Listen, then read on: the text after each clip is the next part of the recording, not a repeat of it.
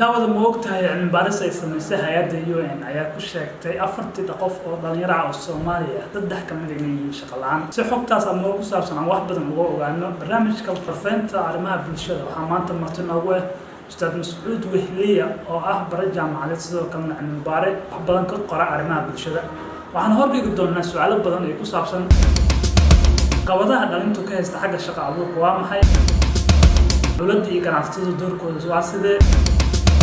aman ku leedahay dhalinyarada shahaadooyinka iyo jaamacadaha ka soo qaataan inay shaqo abuurtaan sidoo kale waxaan soo jeedi doonaa oo ustaadka weydiin doonaa talooyinka wax ku oolka ah dhalinyaradu wax badan uga bedeli karaan marka ay imaato shaqo abuurka si barnaamijka faalo iyo oraahi ku saabsan aan ka codsanaynaa inaad qaybta commentiga nagu reebtaan aaraadin barnaamijkan dhamaystirana waxaad daawan doontaa maalinimada Jimcada 28 bisha March